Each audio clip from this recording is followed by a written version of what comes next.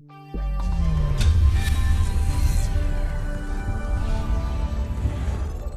then of course, because it's going to be a critical resource, as soon as you're going to deploy the firewalls, like in this use case for the ISP, so the ISP is going to provide firewall services, or even in your network, as you're going to configure the firewall at the network edge towards the internet back and forth, is going to become a critical resource, which means you got to make sure that the firewall installation and configuration is going to offer high availability.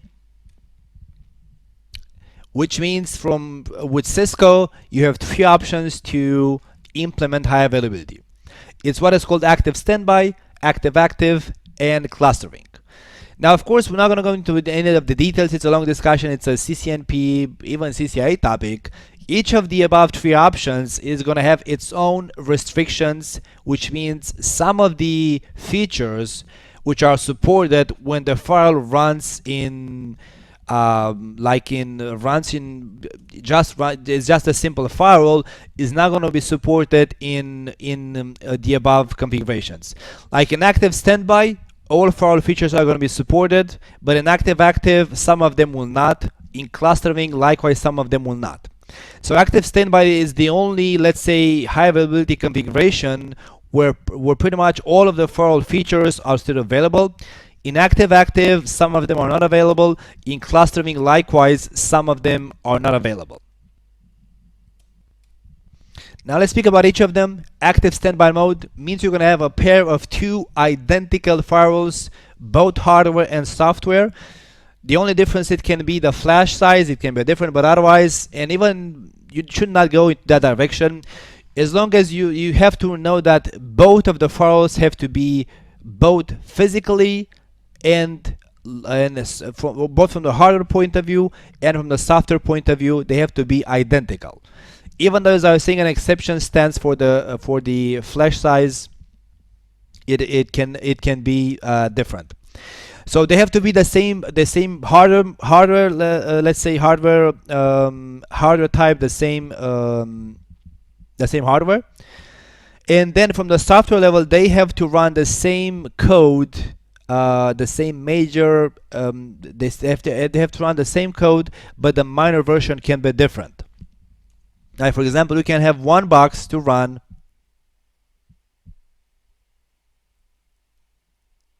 so between the two files,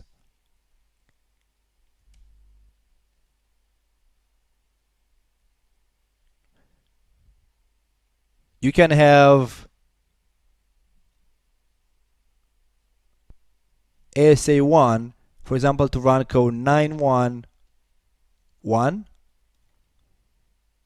and ASA 2 is going to be able to run 913, for example. So the minor version can be different because this allows for easy upgrades between the ASAs, between the files. But otherwise, they have to run the same release in the same measurement, same release code, except the minor version, which can be different. In both files, in active standby, both files have to run in single context mode. And what's going to happen is that only one unit is going to be active and forward the traffic. You're going to have one of the two devices to be active. That's why the high availability mode is called active standby, because once one ASA is going to be elected as active unit, is going to be the one which actively forwards traffic back and forth. The other unit is going to be called standby, and a standby unit is going to constantly keep control plane, is going to constantly change control plane messages with the active unit to see when the active unit fails, or when the active unit's interfaces are going to fail, and then the standby is going to fail over and take over the active role. Likewise, the configuration of the file and the session state table of the file is going to be replicated from active to standby, so that if something happens with the active box, is going to completely fail, or if some of the interfaces are going to fail and the standby unit has to take over, then the standby unit is going to have the sessions table synchronized with the active unit. So what that means is that as the standby unit becomes active, the sessions which were flowing through the firewall are not going to be disconnected. They're going to survive and continue in there. So because the state table is going to be synchronized from the active to the standby, both the configuration from the active to the standby, it means that when the standby takes over the active role, is first of all it's going to have the configuration. It's going to know how to allow traffic back and forward, and it's also going to allow it's going to also have the state table synchronized from the active unit, which means that from the user's point of view, the failover of the standby to the active is going to be transparent. Their sessions are not going to be disconnected. Of course, some of them, it's not a long discussion, will be disconnected. It depends on a lot on the firewall configuration, but most of them are going to survive the failover. So if you go with the diagram, active standby pretty much means the following. You have two ASAs, like you have, let's say, the internet router, let's say, and the core router. Internet router and core router. So internet router and core router. And in between, you're going to have a pair of ASA firewalls for redundancy. Of course, you might state, well, why don't I have redundancy also at the internet level and at the core level? Well, of course, you're going to in general have redundancy also at that level. You're going to have two internet routers and two core routers, or maybe one core router with built-in redundancy. It depends. Doesn't make sense to build redundancy at the firewall level and then the routers to be non-redundant. But either way. And then in between, you're going to have in here a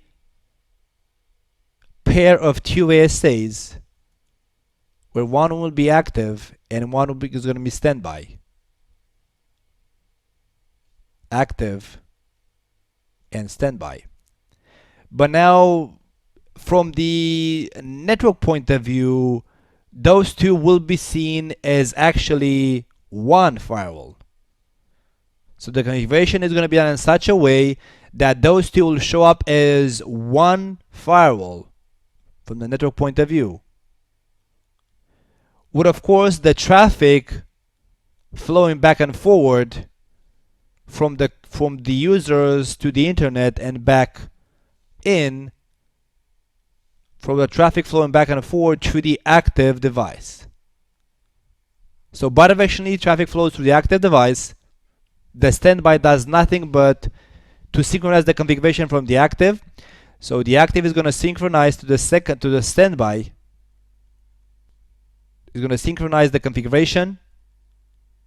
Any changes are going to be done on the active box, and it's also going to synchronize the firewall state table. So what happens is that if the active box fails, then traffic will transparently be redirected in the network to the standby unit, which actually the standby unit took over the active role at this point. Standby unit became active. And this happens transparently because the firewall state table was synchronized from the active to the standby device. Let me go ahead and delete this. It's going to be likewise a pair of two identical firewalls, both hardware and software, exception being the flash. But now both firewalls are going to be running in multiple context mode, which active use case, it's only to load share the traffic across the two firewalls. So both units are going to actively be forwarding traffic, but for different contexts. So that's why for this mode to work, you have to run in multi-context mode, because both firewalls are going to be forwarding traffic back and forward, but for different contexts. Because within one context, so within one single context, still one firewall is going to be active and one is going to be standby. So likewise, like within each context, the standby unit waits for the active unit to fail to take over, and likewise within each context, the active unit is gonna synchronize to the standby unit its configuration file, and the active unit is gonna send to the standby unit the firewall state table. So it's active. The the difference between active and active standby is that you would want traffic to be low share between firewalls, because like remember the example with three contexts, you're gonna have one physical ASA to be active for context 1 and context 2. So it's going to be in charge to route traffic back and forth for context 1 and 2, which means the other ASA is going to be standby for those two contexts 1 and 2. But then for context 3, you're going to have ASA 2 to be active and ASA 1 to be standby.